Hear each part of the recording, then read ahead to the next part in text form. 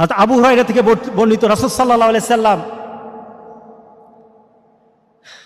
এক লোকের কথা শুনছেন। এক লোক কথা বলতেছে, রাসূল সাল্লাল্লাহু আলাইহি এক লোকের সাথে কথা বলছে। সে গুনাহ করলো, আসাবা জামবা, সে গুনাহ করলো। সে বলল, আল্লাহর কাছে বলল, ইয়া রব আযনাবতু জামবি আযনাবতু ফাগফিরলি আযনাবতু ফাগফিরলি। আয় রব, আমি গুনাহ করেছি, আমারে মাফ করে দাও। আয় আল্লাহ, আমি গুনাহ করেছি। আমরা আল্লাহর কাছে চাই না? কিভাবে বলেন? আয় আল্লাহ, আমি গুনাহ করেছি, মাফ করে দাও। বলেন না, গুনাহ করেছি, মাফ করে দাও। সে ঠিক ওইভাবে বলছে, আযনাবতু ফাগফিরলি, আমি গুনাহ করেছি, আমাকে মাফ করে দাও। রাসূল সাল্লাল্লাহু আলাইহি সাল্লাম সাহাবায়ে কেরামকে বলতেছেন, এই লোকটা এইভাবে আল্লাহর কাছে চাইলো, গুনাহ করেছি, মাফ করে দাও বাবু। একটা মনের আবেগ দিয়ে তার আল্লাহর দরবারে চাইল। আল্লাহ সুবহানাহু ওয়া তাআলা সাথে সাথে জবাব দিয়ে কি বলে শুনেন, আলিমা আদ্দি আলিমা আন্না লাহু রাব্বা আলিমা আন্না লাহু রাব্বা ইয়াগফিরু যামবা ওয়া ইয়াখুযুহু বিহি। আল্লাহ সুবহানাহু ওয়া তাআলা তখন বান্দাকে বলেন, আলিমা, আমার বান্দা কি এই ধারণা পোষণ করে, তার ভিতরে কি চিন্তা আছে গুনাহ করে মাপ চাচ্ছে? আর আল্লাহ বলতেছে কি, আমার বান্দা কি এই ধারণা করে তার একজন রব আছে? আন্না লাহু রাব্বা, তার একজন রব আছে। কি বলেন, আমাদের রব আছে কিনা বলেন? আমাদের রব। আমাদের গুনাহ মাপের মুহূর্তে এইভাবে চিন্তা কি করতে হবে? আলিমা, আল্লাহ বলতেছেন, সে কি মনে মনে এই চিন্তা রাখে, আন্না লাহু রাব্বা, তার একজন রব আছে। সে রব কি করবে? ইয়াগফিরু যামবা, তার গুনাহকে মাফ করে দিবে। ওয়া ইয়াখুযু বিহি, যদি মাফ করতে চান উনি মাফ করবেন, আর উনি যদি চান তাহলে গুনার জন্য পাকড়াও করবেন। কেউ তুই পাকড়াও থেকে বাঁচাতে পারবে না। আর যদি মাফ করতে চান, এই মাফ থেকে কেউ কি করতে পারবে না, ফিরাতে পারবে না। সুবহানাল্লাহ বললেন না? উনি কে? রব্বুল আলামিন, আল্লাহ সুবহানাহু ওয়া তাআলা। আল্লাহু আকবার, সুবহানাল্লাহ, সুবহানাল্লাহ, সুবহানাল্লাহ। সে কি ধারণা করে? আলিমা, সে কি ধারণা করে? আমি চিন্তা করেন, মাবুদ আল্লাহ সুবহানাহু ওয়া তাআলা আমাদেরকে কিভাবে মাফ করতে চান। এরপরে আল্লাহ সুবহানাহু ওয়া তাআলা বলেন, বান্দা যখন আমার কাছে চাইছে আর ভিতরে ভিতরে এই চিন্তা রেখেছে যে আমি তাকে মাফ করব, আমি তাকে শাস্তি দেব, তবে মাবুদ আমি সবচাইতে ভালোবাসি মানুষকে মাফ করে দেওয়া। আমার শান হলো মাফ করে দেওয়া। রাহমাতি, আমার রহমতকে, আমার মাগফিরাতকে গজবের উপর আমি সবসময় প্রাধান্য দিই। আমি মানুষকে শাস্তি দিতে আমি ভালোবাসি না। আমার ভালোবাসা হলো আমার বান্দাকে রহমত দিয়ে মাফ করে দেওয়া। সাবাকাত রাহমাতি আলা গাদাবি, আমার রহমতকে আমি গজবের উপর প্রাধান্য দেই। আমি সাথে সাথে আমার বান্দাকে বলি, গফিরতু লাহু গফিরতু লিআবদি গফিরতু লিআবদি গফিরতু লিআবদি।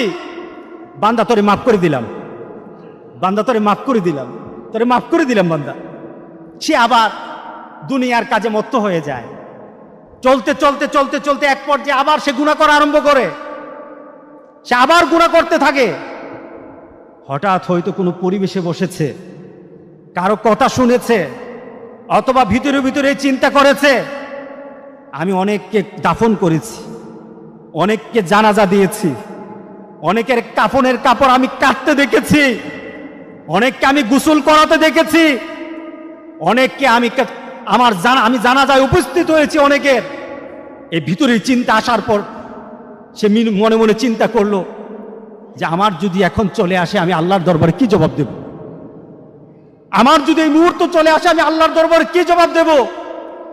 এই চিন্তা নিয়ে সে সাথে সাথে আল্লাহর দরবারে হাত পেতে বলে, মাবুদ আমি গুনাহ করেছি, আচ্ছা বাজাম্বা, আমি গুনাহ করেছি, আমারে মাফ করে দাও, আমারে মাফ করে দাও। রব্বি আযনাবতু, আয় আল্লাহ আমি গুনাহ করেছি, আমাকে মাফ করে দাও। আল্লাহ সুবহানাহু ওয়া তাআলা সাথে সাথে ডাকের জবাব দিয়ে বান্দাকে বলতে থাকেন, আলিমা আব্দি। আবার ওই কথা, আলিমা আব্দি। সে কিন্তু এর আগে গুনাহ করেছে, আল্লাহ মাফ করে দিয়েছে, আবার গুনাহ করেছে। আবার আল্লাহ বলতেছেন, আলিমা আব্দি আন্না লাহু রাব্বা ইয়াগফিরু যামবা ওয়া ইয়াখুযু বিহি। আমার এই বান্দা কি মনে মনে ধারণা করে তার এক রব আছে? কি বলেন, আমাদের রব আছে কিনা? রবকে আল্লাহ সুবহানাল্লাহ। আপনি ভিতরে মিলাই নেন না, এখনই করেন না, এখনই ভিতরে ভিতরে চিন্তা করতে থাকেন না, রাসূলের হাদিসের সাথে এখন নিজে হয়ে যান। নিজের গুনাহ কথা স্মরণ করে এখনই বলতে থাকেন, আমি আমার ভিতরে চিন্তা নিয়ে আসলাম, আমার একজন রব আছে, আমার গুনাহ মাফ করবেন, আমাকে শাস্তি থেকে বাঁচাবেন, উনি আমার আল্লাহ। উনি কে? আমার আল্লাহ। আপনি বাড়িতে যাওয়া দরকার, এখনই মাফ চান আল্লাহর দরবারে, এখনই চান। আল্লাহ সুবহানাহু ওয়া তাআলা বলে দেন, বান্দা তুই মনে মনে চিন্তা করিস তো আমি আছি, আমি আল্লাহ তোর জন্য আছি। বান্দা তোরে আমি মাফ করে দিলাম, আমি তোরে মাফ করে দিলাম। আল্লাহু আকবার, আল্লাহু আকবার বলি। গফিরতু লিআবদি, আমি আমার বান্দারে মাফ করে দিলাম, বান্দারে মাফ করে দিলাম। আল্লাহ সুবহানাহু ওয়া তাআলা তাকে মাফ করে দেন, কিন্তু সে আবার দুনিয়ার কাজের মধ্যে মিশে যায়, পরিবেশে আবার হাঁটতে আরম্ভ করে, সবার সাথে যখন এক হয়ে যায় আবার গুনাহ করে ফেলে। কি বলেন, আমাদের চরিত্রটা এমন না? ঠিক না? মসজিদে আসলে মনে হয় মনে মনে এই চিন্তা রাখি, মসজিদে বসলে মনে হয় মনে মনে এই চিন্তা করি, 5 ওয়াক্ত নামাজ যারা মসজিদে এসে পড়ে আমরা মনে মনে চিন্তা করি যে আর গুনাহ করব না, আর গুনাহ করব না। কি বলেন, ঠিক না? আর গুনাহ করব না। কিন্তু মসজিদ থেকে বের হওয়ার পর ঠিক আবার একটা গুনার মধ্যে আমরা মিশে যাই। আমার ভিতরে আপনার ভিতরে এই চিন্তা হয়তো চলে আসতে পারে যে এত গুনাহ করেছি, মাবুদ কি মাফ করবেন, রব কি মাফ করবেন? দেখুন হাদিসটা কত সুন্দর, কত সুন্দর হাদিস। আল্লাহ সুবহানাহু ওয়া তাআলা আবার ডাক দিয়ে বলেন, সেই বান্দা যখন গুনাহ করতে থাকে এরপরে সে আবার আল্লাহর দরবারে রাব্বি আযনাবতু, আয় আমার রব আমি গুনাহ করে ফেলেছি। সে হয়তো চিন্তা করেছে হাসরের ময়দানে আল্লাহর দরবারে দাঁড়াবো, আল্লাহ আমাদের বিচার করবেন, ফয়সালা করবেন। আমি হয়তো আমার মাকে ডাক দিব, মা বলবে আমি তোর সাথী না। বাবাকে ডাকবো, বাবা বলবেন আমি তোর সাথী না। নেতা বলবে আমি তোর সাথী না। বন্ধু বলবে আমি তোর সাথী না। সবাই সেদিন ফিরিয়ে দিবে। আমি সেদিন কিভাবে বাঁচব? আমার একটা পথ আছে, আমার একটা পথ রাসূল সাল্লাল্লাহু আলাইহি ওয়াসাল্লাম জানিয়ে গেছেন। এই পথটা যদি কেউ অনুসরণ করে মওত পর্যন্ত চলে যায়, পাহাড় সমান গুনাহ থাকতে পারে, আল্লাহ বলেন সব গুনাহকে আমি মাফ করে দেব। তোর গুনাহ আকাশ সমান, আমি গুনাহকে মাফ করে দেব। বান্দা গুনার পাহাড় নিয়ে আমার সামনে উপস্থিত হবি, আর তোর কাছে যদি ছোট্ট একটা তওবা থাকে, পাহাড় সমান গুনাহ, আর তোর কাছে একটা নিবেদন, একটা তওবার কথা, একটা তওবার একটা আল্লাহর দরবারে তওবার নিবেদন যদি তোর কাছে থাকে, আল্লাহ সুবহানাহু ওয়া তাআলা বলেন বান্দা যত গুনাহ হোক তোরে আমি মাফ করে দেব, বান্দা তোরে মাফ করে দেব, যত বড় গুনাহ হোক তোরে মাফ করে দেব। তওবার দরজা খোলা আছে কিনা? আছে কিনা বলেন? গুনাহ যেমন আছে, গুনাহকে ইরিজ করা, ইরিজ লিখলাম খাতা ভরা আমার রেকর্ডের মধ্যে খারাপি এই রেকর্ডটা উঠাতে হবে। ছোট ছোট বাচ্চাদের পেন্সিল আছে কিনা? পেন্সিল দেখছেন না? পেন্সিলের মাথায় কি থাকে? এটা রাবার থাকে না?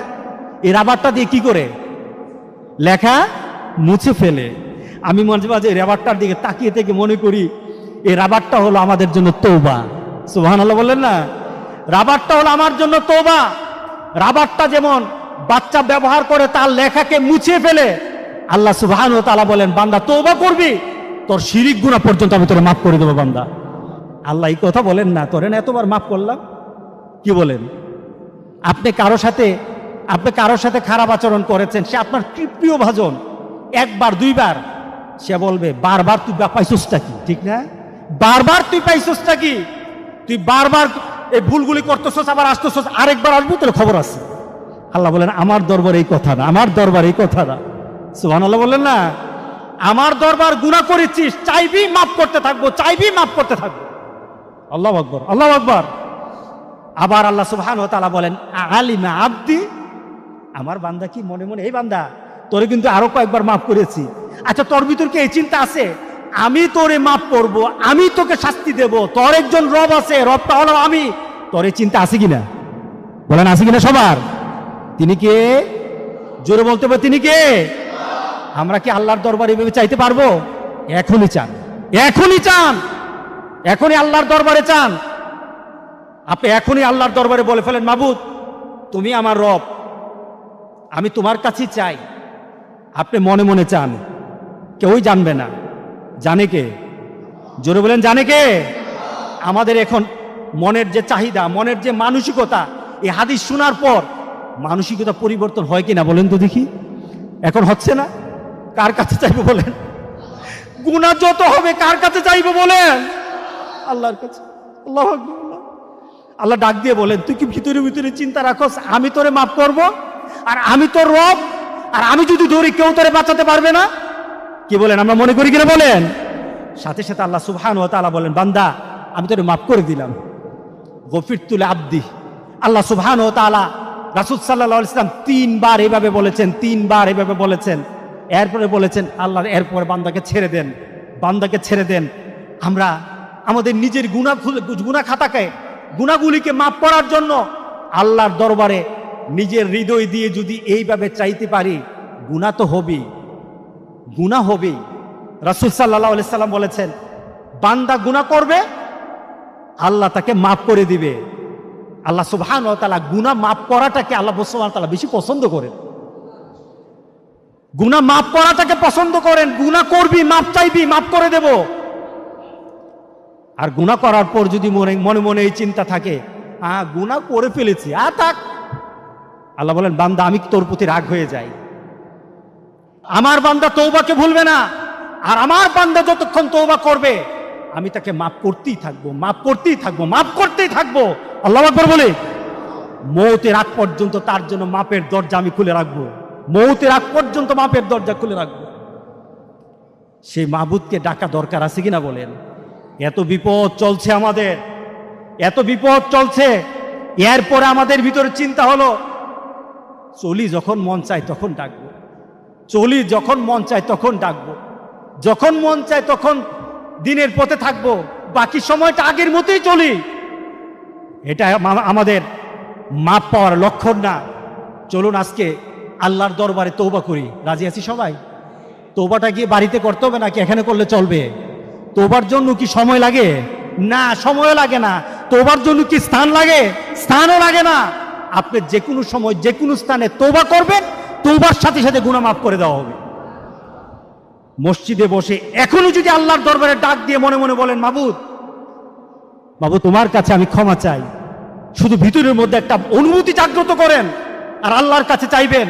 আপনি বসা অবস্থায় আল্লাহ সুবহানাহু ওয়া তাআলা আপনাকে বলেন, আমি তোরে মাফ করে দিলাম, আমি তোরে মাফ করে দিলাম। সুতরাং আল্লাহর কাছে যেন এইভাবে চাইতে পারি, আল্লাহর কাছে যেন গুনাহ মাফ চাইতে পারি, গুনাহ মাফের জন্য নিজেকে যেন প্রস্তুত করতে পারি। আগুন থেকে এখনের যে অবস্থাটা, আগুন থেকে বেশি না। আগুন তো ছিল চতুর্দিকে, এখন কোভিড-19 করোনা গোটা পৃথিবীর সব দিকে, কিন্তু আগুন থেকে বেশি না। সে আগুন থেকে যদি আল্লাহ সুবহানাহু ওয়া তাআলা ইব্রাহিমকে বাঁচায়, মুমিনদেরকে ইনশাআল্লাহ আল্লাহ সুবহানাহু ওয়া তাআলা চাইতে পারলে এই বিপদ থেকে মুমিনদেরকে আল্লাহ বাঁচায় দিবেন।